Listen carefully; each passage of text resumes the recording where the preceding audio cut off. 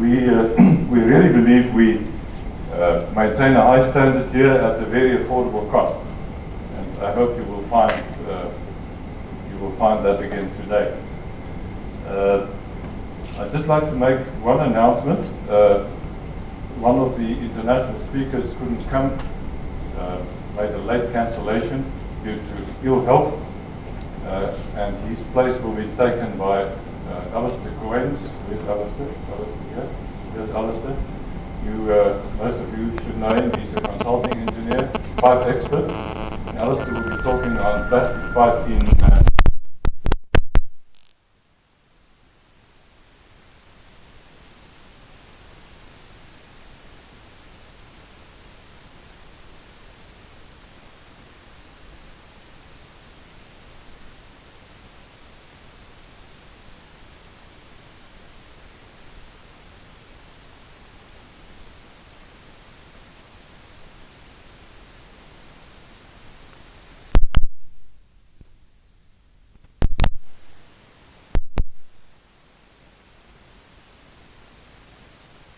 how little appreciated it is.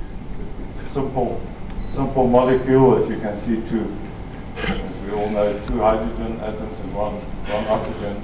But it's by far, in my view, the most important substance on Earth, and it's not properly appreciated. And we as an industry here are there to address that. I will briefly divide my talk into, and I won't be long, the importance of water, supply and demand, the water infrastructure in South Africa, water loss, the main issue, and then I will hop into the plastic pipe industry and the role of SAPA, and then lastly, what can we as a group of people here, what can we contribute towards the problems? So first of all, the importance of water. It is very clear, we read about it a lot, that the supply is under threat. And it's estimated that about a third of all people in the world will face severe or chronic shortage as close as 2025, which is 12 years from now.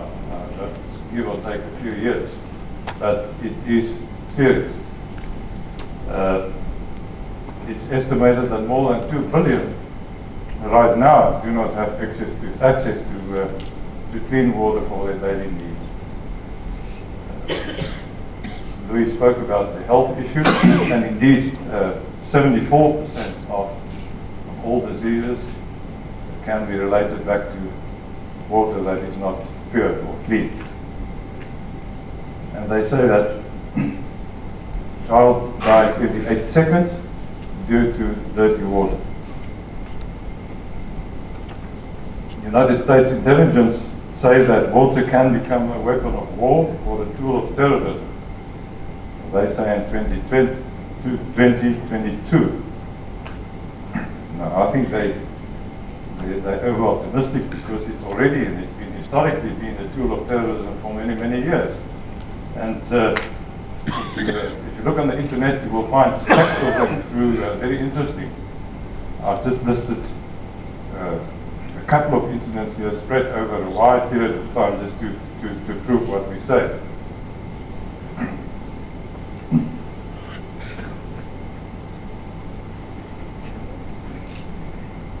600 BC, the Assyrians, as a matter of course, already poisoned their wells or the wells of their enemies when they invaded countries. It was standard practice.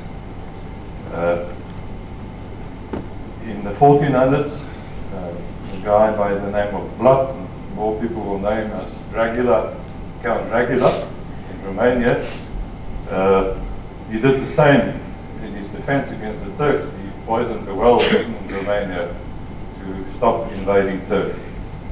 In the Second World War, Japan did the same with the Russians, and more recently, now that we're in the age of terrorism, it seems, in 2007 there was a major terrorism threat to the water resources in Britain.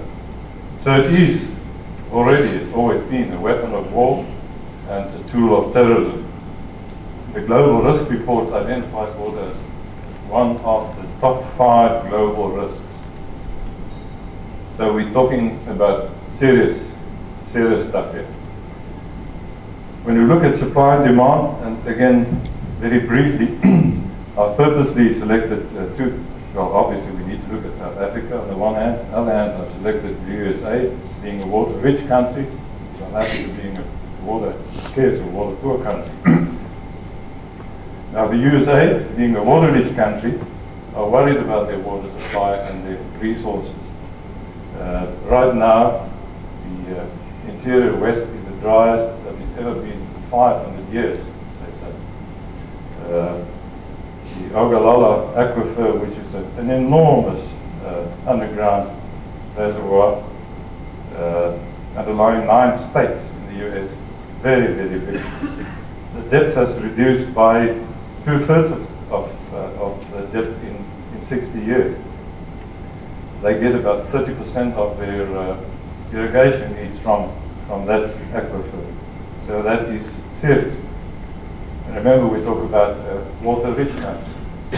Now, the other side of the scale, South Africa, is a water-scarce country. Rainfall, about 450 millimeters a year, which is about half that of the rest of the world. But more importantly, about 21% or 1/5 of the country gets less than 200 millimeters annual rainfall. So in South Africa, it's expected that demand will certainly soon exceed supply. The existing sources that there are, as we read just about every day, are threatened by various things. Population growth, more like an explosion, particularly with illegal immigrants streaming across the borders. The mining activities that are not properly controlled, pollution generally of the streams right throughout the country, and then on top of that, dry seasons. And God forbid, but we might be going into a dry season now. It's not clear-cut science, but it seems to be running in 11-year cycles together with some activities. So, because of all this, the price of treated water can more than treble in the foreseeable future. We must start appreciating water. So Africans should sit up and take note of this serious problem. When we look at the water infrastructure of South Africa, first of all, you've got the bulk services, dams, channels, tunnels, and the major pipelines being controlled by water affairs and the likes of the major water boards.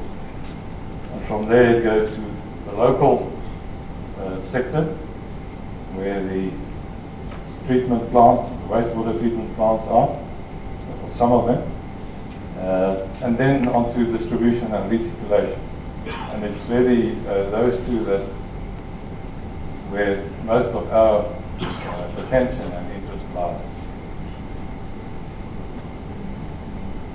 Just as a matter of interest, there's about 800 water treatment plants and about 2,000 wastewater treatment plants in South Africa. And all of them are, or just about all of them are also under threat because of control issues. The problems that are experienced are a lack of skills. It is said that of the 800 municipalities in the country, more than half of them don't have an engineer on the payroll anymore, which is serious. The infrastructure is neglected and it's not properly maintained. And the consequence, or one of the consequences, is huge water losses. Like that. This is an unplanned water feature. Nice fountain, but we don't want it.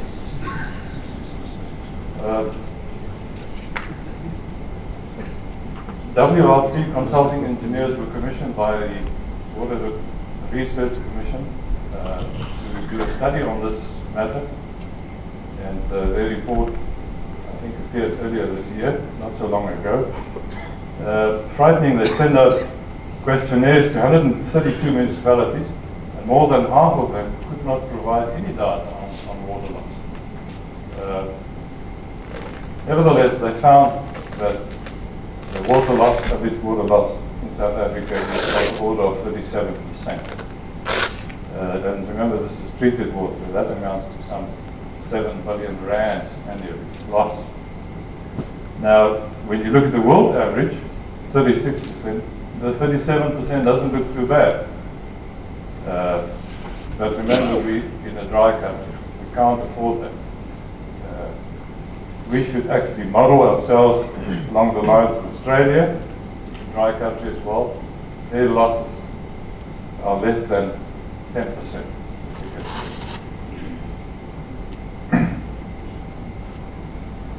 Now, the National Water Resources Strategy, I beg your pardon, set a target of 15% losses by 2014. Now, I don't know whether they realize 2014 is next year.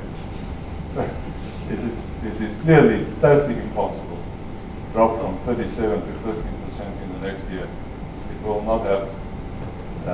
WLP reckoned that a more realistic target would be 25% losses in 10 years' time. And if we achieve that, I think we would be doing well. Sorry. That is another consequence of water losses. It's not as spectacular as the one we saw earlier, but it's probably more severe, insidious, and you get leaking pipelines. That's a corroded steel pipe, and then you get sinkholes because of dolomite in the ground. And Mr. Nick Peters of DPW is here as well. He's an expert on that, so if you want to talk to him on that, Nick is here. This photo I took about 10 days ago, just 2 days after it happened, so it's fresh. It happens all the time. It's next to a primary school there. So these things happen as well. So water losses are severe with different consequences. Now, when we look at maintenance and expansion, or the lack of it in some cases, warnings have been going out for years now by responsible bodies like the Institute of Civil Engineers, civil engineering contractors, and others. And they warned, or have been warning, that the system would collapse if it's not properly maintained. The Local Government Association recommends at least 1% of municipal capital should be spent on water systems. I don't know whether 1% is sufficient or not, but at least it's a peg in the ground. At least they take notice. Department of Water Affairs, they estimate that South Africa needs 700 billion rand to refurbish the infrastructure and get it up to date. Now that, if it materializes, is good news for us in this room, engineers, pipe manufacturers, contractors. And let's hope and pray that really happens for various reasons. There seems to be an awakening on government side of the severity of the issue, because World Affairs has just recently launched a pilot program, 23 million rand pilot program, which they call leaks, a war on the leaks program. They selected a number of municipalities where they're going to take certain steps in terms of training and monitoring and whatever else. And hopefully that will lead to bigger things soon. Government has set a target of 2014, and that's next year. Totally unrealistic. As a target for providing water and sanitation services to all South Africans. So they seem to be, with all due respect, seem to be dragging their feet, and at the last moment set unrealistic targets. Now, having that picture in mind, we go over to plastic pipe. And in a nutshell, about 82,000 kilometers of plastic pipe gets made every year, we estimate. In diameters from very small 16 millimeter to more than 2 meters diameter. And with a very good market penetration. SAPMA just recently commissioned LHA to do a market survey for us, and the results proved that plastic is absolutely dominant still. The results appeared in March or so. As you can see, plastic 34, 33 plus 1%. 68% of pressure pipe currently goes to plastic pipe. And non-pressure pipe is 98%, 99%. So plastic pipe has got a dominant role, absolutely dominant role in water services and sewage. And this is something that design engineers and student engineers, or engineering students, and there are a couple of them here, should really take note of.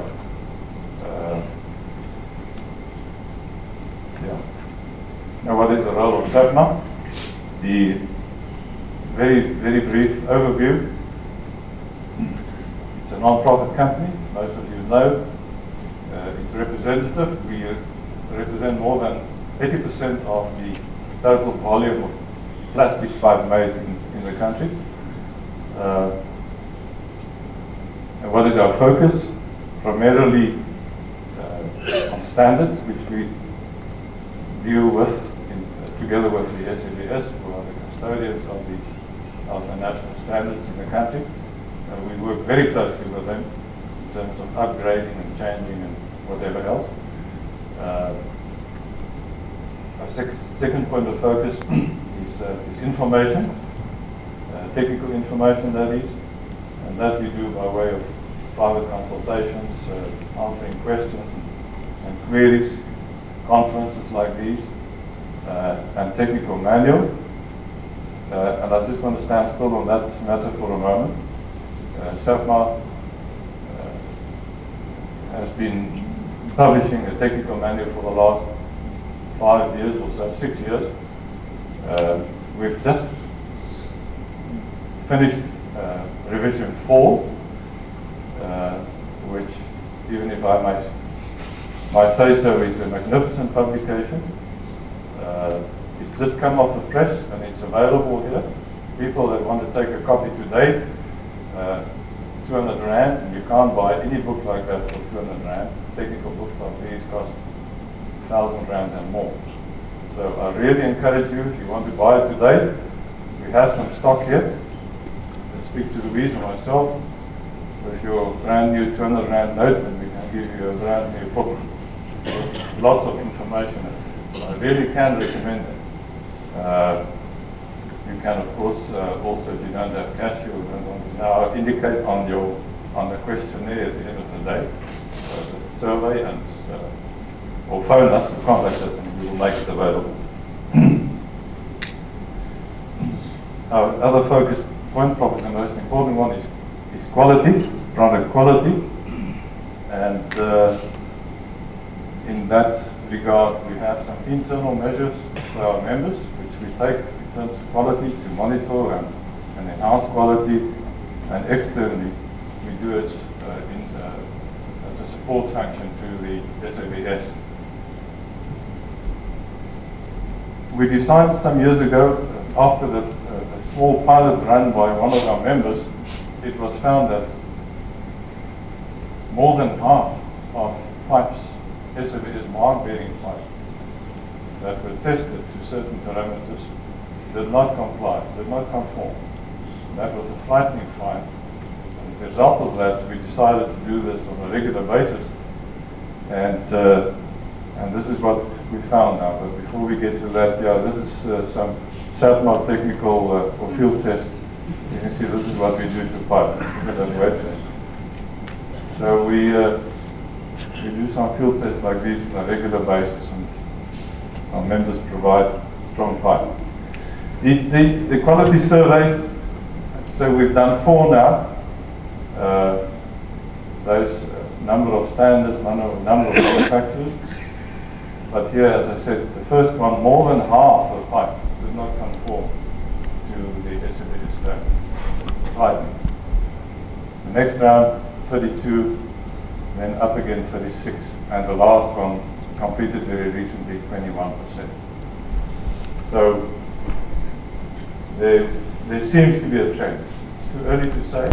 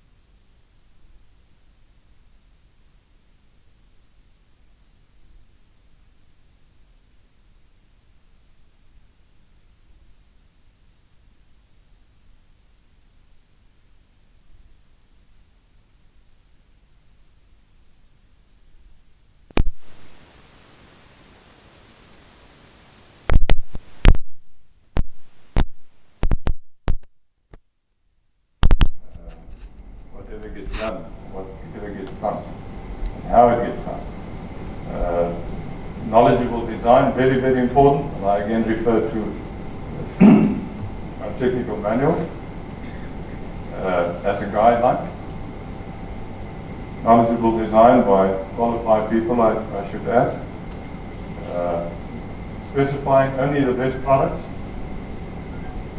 and buying it.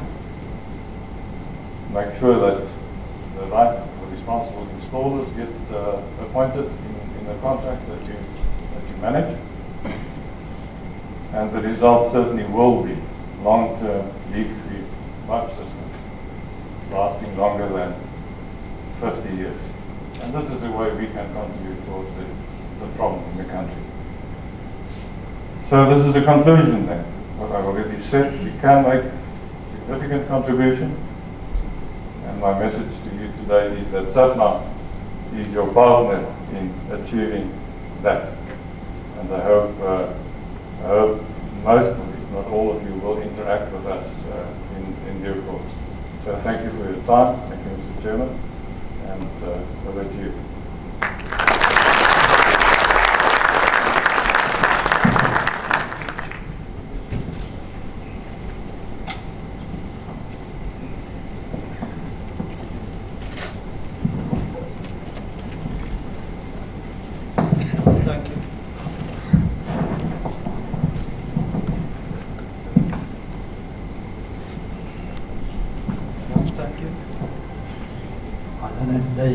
Jan, thank you very much.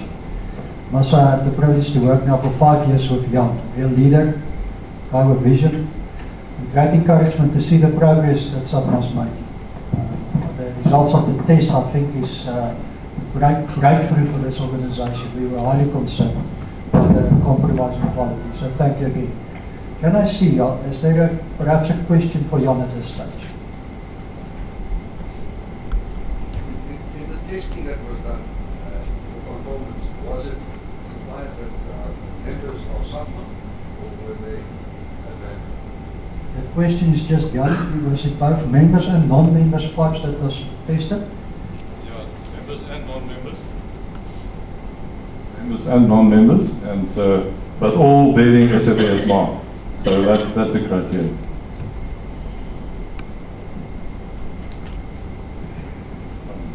I must add that the members, and I didn't show it, but the members' quality was certainly far superior to the non-members, but you know, the purpose of the slide wasn't to tell you that.